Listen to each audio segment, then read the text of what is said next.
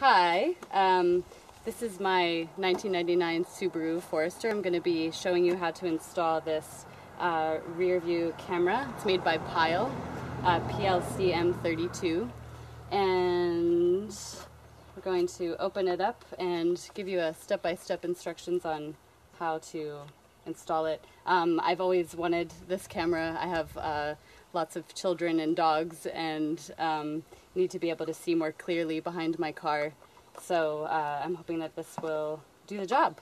Okay, so here we are with everything out of the box. I've set it up on my car so you can see it very clearly. We have just simple instructions. Here's the monitor that's mounted on the dashboard for easy viewing.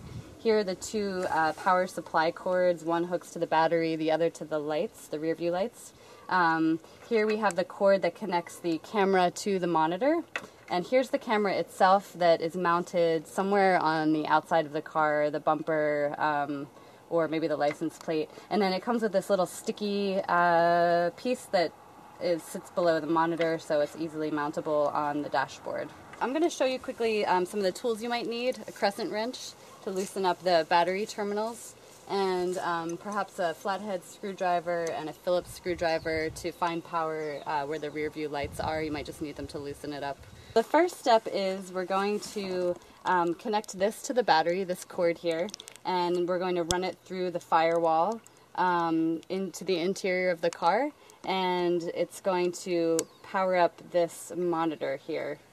So for the sake of this video, I've hooked the cord up directly to the battery, but really it would be better to find a place in the fuse box to connect the cord to.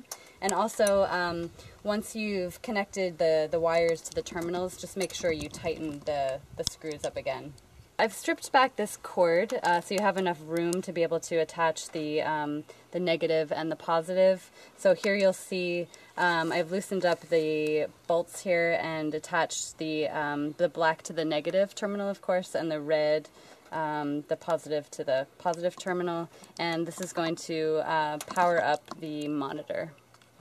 Here I am at the back of my car with the camera, and I am going to mount this, and there's various places where I could do it, either right here or possibly underneath here.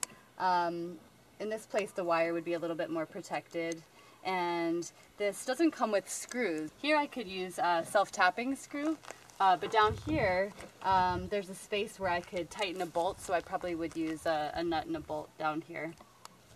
Once you've mounted the camera, we are going to look for a power source. So essentially, you'll need to disassemble this back light here, and most likely strip this wire again so you have enough room to connect the two different terminals, positive and the negative. I've just taken off this little back panel here, and it gives me access to all the wiring for the lights. And so we're going to hook this up to the reverse light. And if you have a little tester, you could use that to figure out which one is the reverse light, but it's basically the bottom light.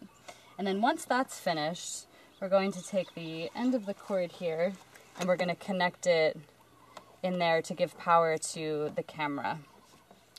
The last step is to take this 17-foot long cable and connect the camera and the monitor. And the way I'm going to do it is I'm going to run it underneath the floorboards. So this is going to connect here, which is connecting to the camera, and then we're going to run this underneath the floorboards to the monitor. Or you could also run it underneath your car with some zip ties. Also, the important thing to know is that these are waterproof, so you don't have to worry about that. The fixtures are all waterproof. Now I've got the camera powered up, and the monitor is also connected to the battery. So the last step is to just take the 17-foot long cord, and we're going to find the little camera spot, and we're going to just plug it in right there. And that powers up the monitor. And you want to find a nice flat spot to put the camera. Right here is perfect because it's right within view. And then here we have the little sticky thing, and we would just put that right there. And also the nice thing about the screen is it moves up and down. Here we're seeing the actual video monitor. hopefully you can see in this video that the picture is super clear. And one of the reasons I picked this is because it's got these really great grid lines here. And so it'll show you that, you know, obviously the green right here, you're okay. Yellow, you're getting close to hitting something, and red, you definitely want to stop. And I like the size of the monitor as well. On the side of the monitor here, there's a little power button, so you can actually turn the screen off when you're not using it. The only time really that you would need to have this monitor on is when you're, you know, when you're moving in reverse. And so when you power it off, it's not using any power in your car. So it's just a simple, easy button here on the right-hand side. So as you can see, this is a pretty simple, straightforward process. I would say it would take you anywhere from about half an hour to an hour. The instructions, they're not so great, so I'm hoping that this video helps you install this monitor, the Plcm32, made by Pyle, and good luck.